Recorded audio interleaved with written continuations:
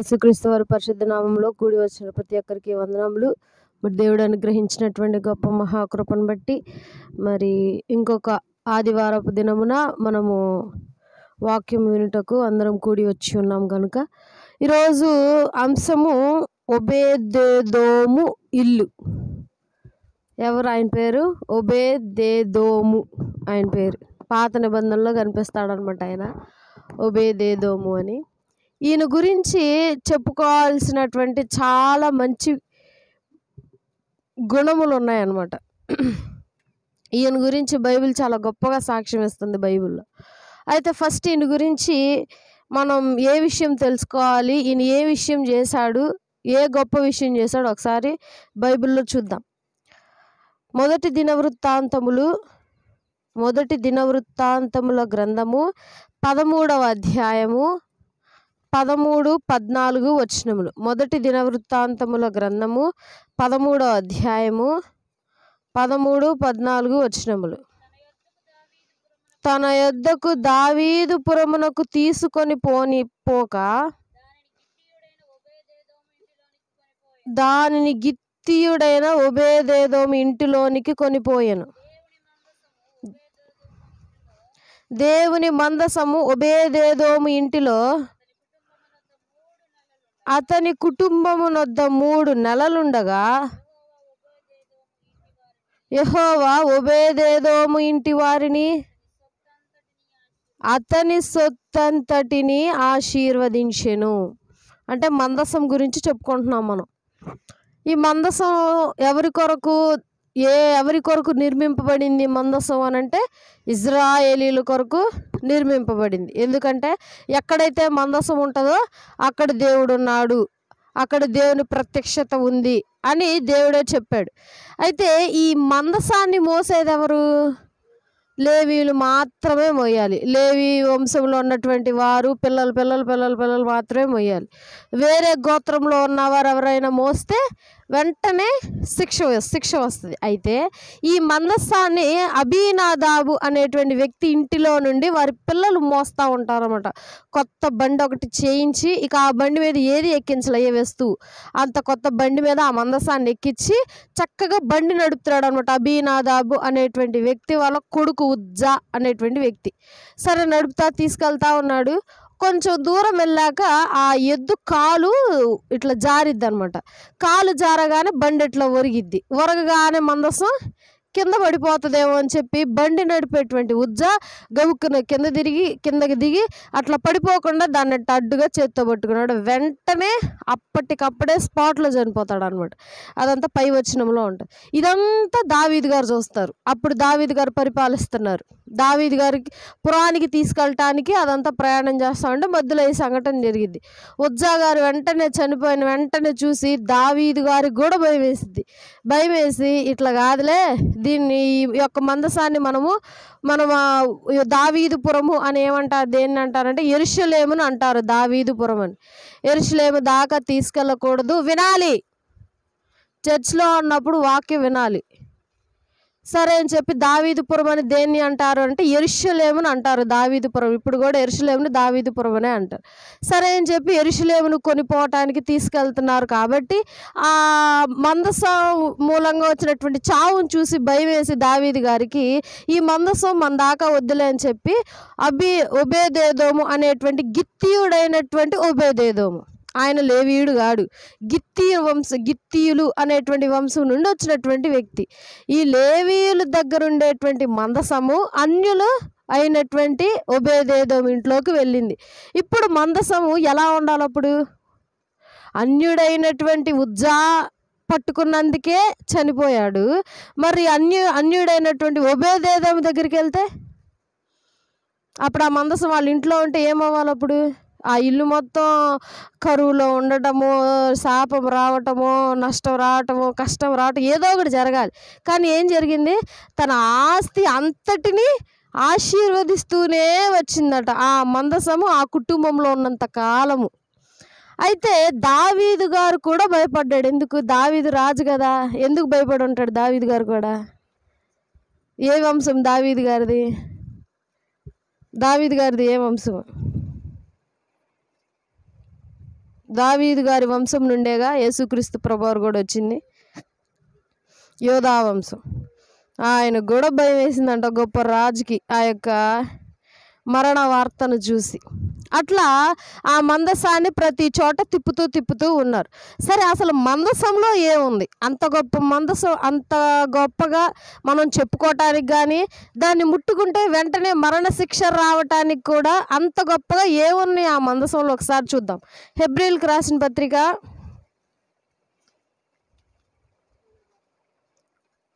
9వ అధ్యాయము 4వ వచనం. హెబ్రీయులకు రాసిన పత్రిక 9వ అధ్యాయము 4వ వచనం. అందులో సువర్ణ ధూపార్తియు అంతటియు బంగారు రేకులతో తాపబడిన నిబంధన మందసము నుండెను. ఆ మందసములో మన్నాగల బంగారు పాత్రయు చిగురించిన అహరోను చేతికర్రయు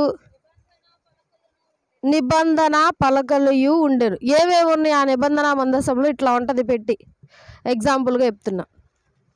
దీని మీద ఇంకొక చిన్న పెట్టి ఉంటుంది అనమాట, ఇట్లా బాక్స్ షేప్లో ఉండి, దాని మీద 2 దేవదూతలు ఇట్లా రెక్కలతో ఇట్లా కప్పుతున్నట్టు ఉంటుంది.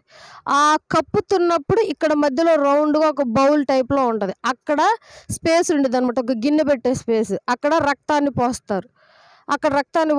దేవుడు ఆ రక్తం మీదకి దిగుతాడనమాట. అయితే కింద ఒక కర్ర ఉంది కదా, కింద బాక్స్, దాన్ని ఓపెన్ చేస్తే అహరోను గారి చేతికర్ర, చిగురించిన చేతికర్ర, నిబంధన పలకలు, పలకలు, ఆజ్ఞలు, 10 ఆజ్ఞల పలకలు, ఇంకేముంటాయి? బంగారు పాత్ర, ఏది? మన్నా కురిసినటువంటి పాత్ర. అయితే ఇవి ఎందుకున్నాయి? వీటిని ఎందుకు ముఖ్యంగా దీనిలో పెట్టారు అని అంటే, వీటికి సూచనలు కొన్ని ఏంటి అంటే, ఇజ్రాయేలీలు కానాను దేశానికి వెళ్ళే క్రమంలో వారికి ఆకలేస్తే ఏమని చెప్పారు దేవునికి?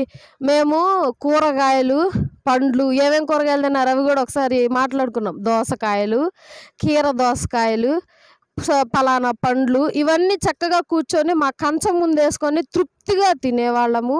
కానీ మమ్మల్ని అడవిలోకి తీసుకొచ్చి మార్చి చంపుతున్నారే అని అంటారు. కాబట్టి అందుకు దేవుడు దేవదూతలు తినేటువంటి ఆహారము మన్నాను ఆకాశం నుండి కురిపించాడు. ఆ మన్నా ఎట్లుంటుంది? కొత్తిమీర గింజల్లో కొద్దిగా నూనె కలిపితే ఎట్లా ఉండిద్దో అట్లా ఉండిద్దంట. కొత్తిమీర గింజలు చూసారా? తెలుసా కొత్తిమీర గింజలు అంటే? ధనియాల్లో కొద్దిగా నూనె పోతే అట్లుంటుంది, నూనె కలిపితే ధనియాలు అట్లుంటుందంట. కానీ బహురుచిగా ఉంటుందంట. కాబట్టి దేవదూతలు తినేటువంటి ఆహారం ఇజ్రాయేల్ తిన్నారు కాబట్టి దానికి సాదృశ్యంగా ఆ పాత్రను దాంట్లో పెట్టారు. నిబంధన పలకలు, 10 ఆజ్ఞలు. మరి ఇజ్రాయేలీలు ఎట్లా పడితే అట్లా వారి జీవితాన్ని సాగిస్తున్నారని చెప్పి, ఇట్లా కాదు, వీరికంటూ కొన్ని ఆజ్ఞలు, రూల్స్, రెగ్యులేషన్స్ ఉండాలని చెప్పి మోషే గారి చేత తన చేతి వ్రాతతో దేవుడు రాసి ఆ పలకలను ఇజ్రాయేలీలకి ఇస్తే, ఆ పలకలను తీసుకెళ్ళి మందసంలో పెట్టారు. మరి వాటికి గుర్తుగా తర్వాత అహరోను గారి చేతికర్ర. అసలు ఎందుకు యాజకులను నియమించాల్సి వచ్చింది? ముఖ్యమైన పాయింట్ అది. యాజకులు ఎవరైనా చేయొచ్చు. యాజకులు అంటే పాస్టర్లు, దేవుని గురించి చెప్పేవాళ్ళు. ఈ కాలంలో కొత్త నిబంధన ప్రకారం ఎవరైనా చేయొచ్చు. మరి పాత నిబంధన ప్రకారం దేవుడు ఎందుకు ఒక గోత్రికులను ఎంచుకోవటం జరిగింది? మరి ఎందుకు ఎంచుకోవాల్సి వచ్చిందని ఆలోచన చేస్తే, ఇజ్రాయేలీలు ప్రతి దానికి పెడార్థాలు తీసేవాళ్ళు అనమాట. ప్రతి దానికి ఏదో ఒక దానికి పెడార్థాలు తీయటం. మరొకసారి అయితే రాజు కావాలని చెప్పి ఎదిరించారు. రాజు అంటే సౌలు గారు రాకముందు దాకా న్యాయాధిపతులు మాత్రమే ఉండేవాళ్ళు, వాళ్ళకి యాజకులు, న్యాయాధిపతులు. తర్వాత సమూయేలు గారి పిల్లలు ఇట్లా అమ్ముడుపోయి తీర్పుని డబ్బుల కోసం ఇస్తున్నారు. అంటే ఒకరికి ఏదైనా తీర్పు తీర్చాలని ఎవరు డబ్బులు ఎక్కువ ఇస్తే వాళ్ళకి అనుకూలంగా తీర్పు తీరుస్తారనమాట. అట్లా చేస్తున్నారని చెప్పి మాకు ఇట్లా కాదు, మాకు డైరెక్ట్గా రాజే కావాలని ఆలోచించారు. అప్పుడు దేవుడు అంటాడు, పోనీలే కనీసం రాజుని అడిగారు, ఈ దేవుడు మాకొద్దు అన్న మాట రానీలేదులే అంటాడు దేవుడే. కాబట్టి ఈ ఇజ్రాయేల్ చాలా తెలివిగలవాడు అనమాట ఈ విషయంలో. అందుకని ఈ ఇజ్రాయేల్ ఎట్లా పడితే అట్లా పెడార్థాలు తీస్తున్నారని చెప్పి దేవుడు ఏం చేశాడంటే, ఈ 12 గోత్రికులు వారి పేర్లు, ఇప్పుడు నేనున్నాను, నా పితరుడు మా నాన్న, అంతేగా. ఇప్పుడు నేనున్నాను, నా పితరుల పేర్లు ఆ కర్ర మీద రాసి వరుసగా పెట్టండి. రాత్రి అయిపోయింది, పొద్దున్న తెల్లవారుజామున వచ్చేసరికి ఎవరి కర్ర అయితే చిగురించిద్దో వారి గోత్రం మాత్రమే యాజకత్వం చేసిద్ది అని అంటారు. సరే అని చెప్పి అందరూ వచ్చి వారి యొక్క పితరుల పేర్లు రాస్తారనమాట. యవ్వనులు వారి యొక్క పితరుల తండ్రి పేర్లు రాసేసి చక్కగా కర్రలు పక్కగా పాతి చక్కగా ఎదురిట్లా పరిచేసి తెల్లవారుజామున వచ్చి చూడగానే అందరు ఎవరి కర్రలు తీసుకునేసరికి ఎవరి కర్ర చిగురించింది? అహరోను గారి కర్ర. లేవి గోత్రికులు మాత్రమే యాజకత్వం చెయ్యాలి అని చెప్పి నిర్ణయించారు. ఆ తర్వాత మళ్ళీ ఇంకో గొడవ స్టార్ట్ చేశారు ఇజ్రాయేలీలు. అయ్యో ఓన్లీ లేవీలు మాత్రమే యాజకత్వం చేస్తే మరి మిగతా గోత్రికులు ఏమవుతారు? మరి మిగతా గోత్రికులు మందిరంలోకి అయితే చనిపోతారు కదా. ఇదంతా బైబిల్లో ఉంది. 1వ దినవృత్తాంతంలో ఇదంతా రాసింది. మరి మిగతా వాళ్ళు వెళ్ళిపోతే చచ్చిపోతారు కదా. మరి మా సంగతి ఏంది, మా గోత్రికుల సంగతి ఏందంటే అప్పుడు అంటాడు దేవుడు, మీరేం చెయ్యాలి? మీరు కష్టపడాలి. మీరు కష్టపడి మీరు సంపాదించిన సగము తీసుకెళ్ళి లేవీలకి ఇవ్వాలి. లేవీలు ఏం చేస్తారు? యాజకత్వం చేస్తారు. కాబట్టి మీకు యాజకత్వానికి సంబంధం లేనే లేదు, మందసానికి మీకు సంబంధం లేదు. కానీ మీరు కష్టించి శ్రమించిన దాంట్లో సగం వాళ్ళకి ఇచ్చి వాళ్ళను పోషించే బాధ్యత మిగతా గోత్రికులకు ఉంది అని చెప్తాడు చివరికి. కాబట్టి మనం ఈరోజు తెలుసుకోబోతున్న అంశం ఏంటంటే మందసం. అసలు అంత ఇంపార్టెంట్ అయిన మందసం ఏంటి అని అంటే బైబిల్లో ఒక మాట రాసింది. ఆ మాట చూద్దాం, ఎందుకు ఆ మందసం అంత ఇంపార్టెంట్ అని. 2వ దినవృత్తాంతములు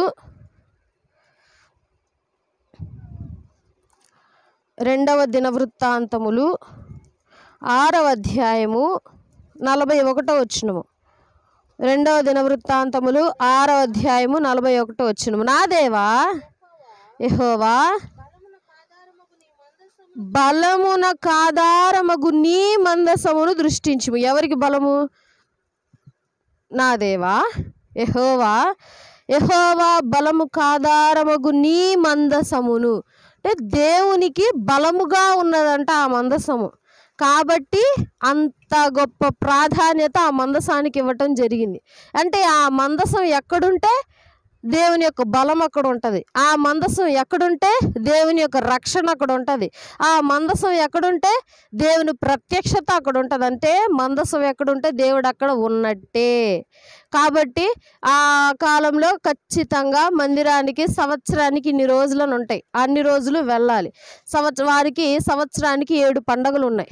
7 పండుగల్లో చివరి పండగ 7 పండుగలుగా అంటే 8వ పండుగ కూడా ఉంది వాళ్ళకి, ఇజ్రాయేలీలకు. మనకు తెలిసింది మామూలుగా వాడుకలో చెప్పేది 7 పండుగలే, కానీ 8వ పండుగ కూడా ఉంది. ఏంటి ఆ 8వ పండుగ అంటే ధర్మశాస్త్రపు పండుగ. పాత నిబంధనలో మనకులాగా ఇలా ఆదివారం కూర్చొని బైబిల్ చెప్పటం ఇవన్నీ జరిగేవి కాదు. ఏం చేసేవాళ్ళంటే లాస్ట్ 8వ పండుగ ఉంది కదా, వారం మొత్తం జరిగేది ఆ 8వ పండుగ. ఏం చేస్తారు అప్పుడు అంటే ధర్మశాస్త్రమును యాజకుడు పెద్దగా చెప్తూ బోధిస్తూ వివరిస్తాడనమాట ఆ 8 రోజులు. కాబట్టి చుట్టుపక్కల ఉన్న ప్రతి ఒక్క ప్రజలు, వారి వంశం, పిల్ల జల్ల అందరూ వచ్చి ఆ 8వ పండుగ ఆ వారం రోజులు కూర్చొని ధర్మశాస్త్రం వినటానికి వచ్చేవాళ్ళంట అందరు. మనకులాగా ఎప్పుడు పడితే అప్పుడు వాక్యం వినటానికి కానీ, ఇప్పుడు వాక్యం వినాలంటే గబుకుని ఫోన్లో చూడొచ్చు. లేదు, ఇప్పుడు వాక్యం వినాలంటే ఎక్కడో ఒక చోట మీటింగ్ జరుగుతూ ఉంటుంది, కూటాలు జరుగుతూ ఉంటాయి, ప్రార్థనలు జరుగుతూ ఉంటాయి, ఈజీగా వెళ్ళి వినొచ్చు. కానీ పాత నిబంధనలు అంత ధన్యత లేదనమాట. పండుగల ప్రకారమే ఇప్పుడు సపోజ్ వారికి ఫస్ట్ పండుగ ఉందన్నమాట. ఏంటి? ఇజ్రాయేలీలను అక్కడ నుండి విడిపించినందుకు పర్ణశాలల పండుగ చేస్తారు. ఆ రోజు పర్ణశాలల పండుగ చేసి ఆ రోజు మాత్రమే ధర్మశాస్త్రాన్ని వినిపిస్తారు, ఇంకా తర్వాత వినిపించరు. మళ్ళీ ఇజ్రాయేలీలలో పాత నిబంధనలు ఎవరి దగ్గర ధర్మశాస్త్రం ఉండదు, ఓన్లీ యాజకుడి దగ్గర ఉంటుంది. ఆ యాజకుడి దగ్గర ఉన్న ధర్మశాస్త్రం ఎక్కడ ఉంటుంది? మందిరంలో ఉంటుంది. కాబట్టి అలా జరిగేదన్నమాట పాత నిబంధన అంతా. కాబట్టి దేవుడు ఏం చేశాడు? ఇలా మందసాన్ని తీసుకొచ్చి మందిరంలో పెట్టి, ఇప్పుడు ఈ మందసం ఓన్లీ లేవీలు మాత్రమే ముట్టుకొని ఈ యొక్క మందిరంలోకి ఓన్లీ లేవి యాజకులు మాత్రమే వెళ్ళి మిగతా వాళ్ళు అట్లాగే ఉంటే కరెక్ట్ కాదు. ఈ యొక్క పద్ధతిని ఏం చేయాలంటే ఎక్స్టెండ్ చేయాలి, మార్చాలి. ఎట్లా అనంటే ఎగ్జాంపుల్ ఒకసారి చెప్పాను మీకు. ఇప్పుడు అమెరికా ఉంది, అమెరికాలో డాలర్స్ అంటారు, మన దేశంలో ఏమంటారు? రూపీస్. ఇప్పుడు ఈ రూపాయి తీసుకెళ్ళి అమెరికాలో ఏదైనా చాక్లెట్ కొంటాను ఉపయోగపడిద్దా? ఉపయోగపడదు. అదే అమెరికాలో ఉన్న డాలర్ తీసుకొచ్చి మనం ఏదైనా కొనుక్కోవటానికి ఉపయోగించుకోవటానికి ఉంటుందా? ఉండదు. కానీ అమెరికాలో ఉన్న డబ్బులు డాలర్స్ని మన రూపాయల్లోకి మార్చుకుంటే మనం దేన్నైనా కొనుక్కోవటానికి ఉపయోగపడుతుంది. అట్లాగే దేవుడు కూడా పాత నిబంధనను కొట్టేయకుండా మార్చాడు అంతే. ఎలా మార్చాడు? ఆ నిబంధన మందసమే క్రీస్తు అని చెప్పి తెలియజేసి, నేనే ఆ నిబంధన మందసం అని చెప్పి, ఆ నిబంధన మందసానికి సాదృశ్యంగా ఆయన సిలువలో త్యాగం చేసి రక్తాన్ని ప్రోక్షించి, ఇక నుండి పాత నిబంధన మీకు అక్కర్లేదు, ఇక నుండి మొత్తం కొత్త నిబంధన అని చెప్పి అపోస్తుల బోధని కొనసాగించటం జరిగింది. ఇప్పుడు మన కుటుంబంలో నిబంధన మందసం ఉందా? ఒబేదేదోము గారు తమ ఇంటిలోనికి మందసాన్ని ఆహ్వానించాడు. ఆయన చాలా భక్తిపరుడు. ఆయన చాలా దేవుని యందు భక్తి ఉంది, రాజు యందు భక్తి భయం కూడా ఉందన్నమాట. అంత గొప్ప వ్యక్తి దగ్గరికి గిత్తీయుడు, మళ్ళీ లేవి వంశస్థుడు కానే కాడు, ఒక అన్యుడి ఇంటిలో మందసం ఉండి ఆ అన్యుడి ఇంటిని ఆశీర్వదించిందంటే మందసం, ఆ అన్యుడు ఎంత గొప్పగా ఎంత భక్తితో కలిగి ఉంటాడు. ఆ మందసం ఎదుట పొద్దున్నే లేస్తాడంట, లేచి ఆ మందసానికి సాష్టాంగ నమస్కారం చేశాడంట. మనం ఎప్పుడైనా పొద్దున్నే లేచి ప్రార్థన చేసామా? కనీసం మనం ఎప్పుడైనా పొద్దున్నే లేచి కనీసం కళ్ళు మూసుకొని అన్న తండ్రి సజీవులకు ఉంచినందుకు వందనాలని చెప్పామా? ఎప్పుడైనా కనీసం పొద్దున్నే లేసి ఒక వాక్యమైన వచనమైన చదివామా? ఒబేదేదోము గారు పొద్దున్నే లెగవటం, సాష్టాంగ నమస్కారం చేయటం, మళ్ళీ మధ్యాహ్నం సాష్టాంగ నమస్కారం, సాయంత్రం అట్లా ఆ యొక్క మందసమును పూజిస్తున్నాడంట. పూజిస్తూ ఘనంగా చూసుకున్నందుకు అతనికి వచ్చిన లాభం ఏంటి? ఫలితం ఏంటి? ఆశీర్వదింపబడింది. తన ఇంటి వారు ఆశీర్వదింపబడ్డారు, తన యొక్క ఆస్తి ఆశీర్వదింపబడింది. తర్వాత ఆ యొక్క ఆశీర్వాదము దావీదు గారు గమనించి, అబ్బో ఇట్లయితే కాదులే అని చెప్పి మరలా అదొక ఉత్సవం ఏమంటారంటే ఘనంగా బ్యాండ్ మేళం వేయించుకొని తీసుకెళ్ళడం అంటారు. మళ్ళీ బ్యాండ్ మేళం వేయించుకొని చక్కగా యెరూషలేముకి తీసుకెళ్ళిపోతే, యెరూషలేం తీసుకెళ్లే క్రమంలో ఈయన చక్కగా బట్టలు ఊడిపెట్టేట్టుగా డ్యాన్స్ వేస్తాడు. మీకాల్ గారు చూసి నవ్వుతారు. తర్వాత మీకాల్ గారు చూసి తమ పనికత్తెల ముందు ఎగతాళి చేసిద్ది ఆయన, చూడు బట్టలు లేకుండా చేస్తున్నాడు అని చెప్పి. ఈయన ఏమంటాడు, నేను దేవుని నామంలో మైమరిచి నాట్యం ఆడాను అని అంటాడు. ఇక అప్పుడు మీకాలు అట్లా అపహాసించిందని చెప్పి మీకాలు గర్భము మూసివేయబడింది. తాను బ్రతికి ఉన్నంత కాలము పిల్లలను కనలేదు. ఇది స్టోరీ అనమాట. ఒబేదేదోము గారి నుంచి వచ్చినటువంటి స్టోరీ. కాబట్టి ఇంతకు ముందు పాత నిబంధన కాలంలో యెహోవా దేవుని ఆజ్ఞలు చాలా కఠినంగా ఉండేవి. ఏమని? పాత నిబంధన అంటే ఫస్ట్ మెయిన్గా గుర్తొచ్చేది కంటికి కన్ను పంటికి పన్ను. ఇప్పుడు ఉందా అది? కంటికి కన్ను పంటికి పన్ను అస్సలు లేదు.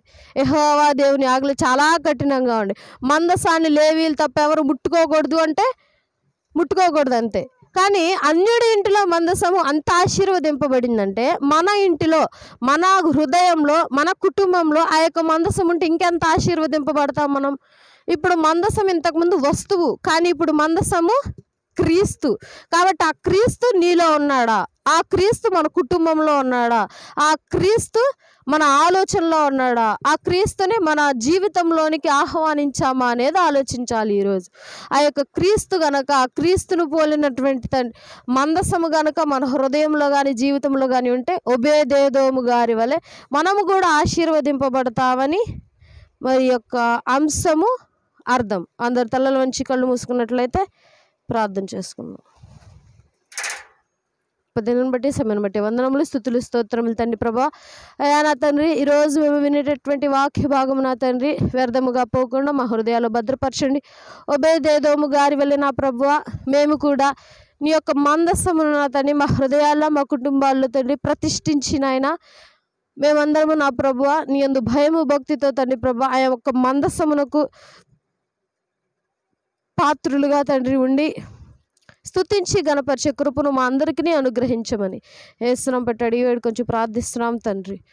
ఆమేన్. రేపు ఓటు కార్యక్రమాల్లో ప్రార్థనా పూర్వకంగా వేయండి. మంచి నాయకత్వం రావాలి. మరి క్రైస్తవులకు ఆటంకపరిచే నాయకత్వం రాకుండా మనల్ని ప్రోత్సహించే నాయకత్వం రావాలని ప్రార్థించి మంచి నాయకులను ఎన్నుకోవాలి. మన ఓటు మన హక్కుని మాత్రం చెప్తా ఉండిద్ది. కాబట్టి అందరూ మంచిగా ఓటేయండి. రాకపోకల్లో తోడుగా ఉండేటట్టు వెళ్ళేటప్పుడు ప్రార్థన చేసుకోండి, వచ్చేటప్పుడు ప్రార్థన చేసుకోండి. ఎండగా జాగ్రత్తగా వెళ్ళి జాగ్రత్తగా రండి. ఓకే, అందరు తలలు మంచి కళ్ళు మూసుకున్నట్లయితే ఆఖరి ప్రార్థన చేసుకుందాం. పరిశుద్ధుడు పరిశుద్ధుడు పరిశుద్ధుడు అని ప్రధాన దూతలతోనూ మానవ కోటి సమూహములతోనూ పొగడబడుచున్నటువంటి తండ్రి, నీకు వందనములు, స్తుతులు, స్తోత్రములు తండ్రి. ఎంతోమంది ఈ రోజును చూడలేక నశించిపోచుండగా మీరు మమ్మల్ని లాగు చేయకుండా మమ్మల్ని ఇప్పటికీ సజీవుల్లోకి ఉంచినటువంటి విధానం బట్టి వందనములు తండ్రి. అయా నా తండ్రి ప్రభువా, ఈరోజు నా తండ్రి జరిగిన కార్యక్రమాలంతట్లో ఆది నుండి అంతం వరకు అధ్యక్షత వహించినటువంటి విధానమును బట్టి వందనములు నాయన. అయా నా తండ్రి ప్రభువా, మా ఆరోగ్యశ్రంలో తోడుగా అంటున్నారు, వందనములు. ఇచ్చినటువంటి మినిస్ట్రీని బట్టి వందనములు నా తండ్రి. ఈరోజు వినినటువంటి వాక్య భాగమునైనా మా హృదయంలో భద్రపరచండి.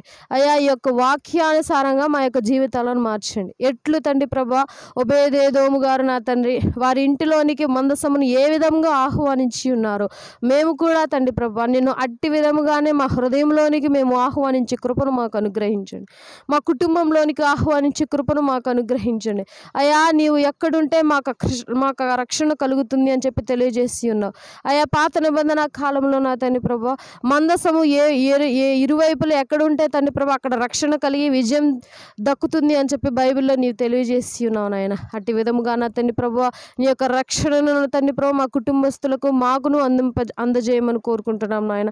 అయా మిమ్మల్ని ఆహ్వానించే మనస్తత్వాన్ని మాకు అనుగ్రహించండి నా తండ్రి ప్రభా. జక్కయ్య గారు ఎట్లయితే తండ్రి ప్రభా యేసుక్రీస్తు ప్రభు వారిని ఆహ్వానించి ఉన్నాడో నా తండ్రి మేము కూడా తండ్రి ప్రభా మా ఇంటిలోనికి మా గృహంలోనికి తండ్రి మా మదిలోనికి మా హృదయంలోనికి మిమ్మల్ని ఆహ్వానించే కృపను మాకు అనుగ్రహించండి.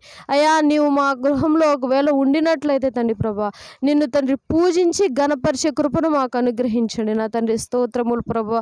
అయా ఈ ఎండలకు తండ్రి ప్రభా ఎవరికి అనారోగ్యం రాకుండా తోడుగా ఉండి సహాయం చేయండి. అయా ఈ యొక్క వాతావరణమును మీ స్వాధీనంలో ఉంచుకోండి తండ్రి ప్రభా. రేపు జరగబోయేటువంటి ఎలక్షన్స్ విషయంలో తోడుగా ఉండి సహాయం చేయండి. శాంతి సమాధానాలతో తండ్రి ప్రభా ఈ యొక్క ఎలక్షన్ కార్యక్రమం ముగియుటకు సహాయం చేయండి తండ్రి ప్రభా.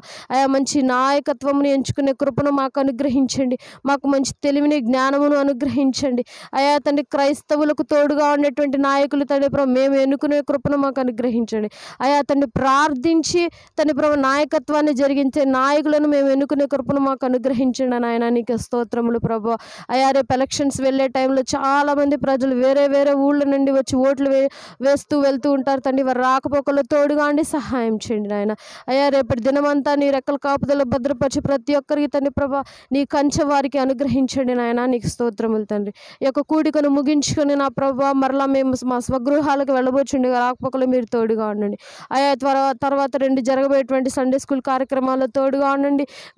గత రోజుల్లో జరిగినటువంటి సిబిసి కార్యక్రమాల్లో తోడుగా ఉండి అంతం వరకు అధ్యక్షత వహించినటువంటి విధానంలో బట్టి వందనములు తండ్రి. అయా అతను కూడి వచ్చిన ప్రతి ఒక్క బిడ్డను బట్టి వందనములు. అయా సిబిసికి పంపినటువంటి ప్రతి ఒక్క తల్లిదండ్రులను బట్టి వందనములు చెల్లించుకుంటున్నాం నాయన. నీ చిత్తమైతే మరలా వచ్చే సంవత్సరం మరలా సిబిసి కార్యక్రమాన్ని ఈసారి ఘనంగాను అధికంగాను జరిగించే కృపను అనుగ్రహించండి నాయన. స్తోత్రములు ప్రభా. మినిస్ట్రీ పనుల్లో తోడుగా ఉండి సహాయం చేయండి. మినిస్ట్రీని నడిపేటువంటి తెలివిని జ్ఞానమును అనుగ్రహించండి నాయన. స్తోత్రములు ప్రభా. మరలా వచ్చే శనివారం ఉపవాస కూడికిన తండ్రి ప్రభు మేమందరం సమకూడి నిన్ను ఏకముగా స్తుతించి గణపరిచే భాగ్యమును మా అందరికీ అనుగ్రహించమని నా ప్రియుడు నా ప్రియరక్షకుడైనటువంటి యేసుక్రీస్తు వారి అతి పరిశుద్ధ నామములో ప్రార్థించి స్తుతించి బ్రతిమాలుకుంటూ పొందియున్నాము తండ్రి. ఆమేన్. మన తండ్రి అయిన దేవుని ప్రేమయు కుమారుడైన యేసుక్రీస్తు ప్రభువారి కృపయు పరిశుద్ధాత్మని సహవాసము మనందరికీ ఎల్లప్పుడూ తోడైండి నడిపించునుగాక. ఆమేన్. అందరికీ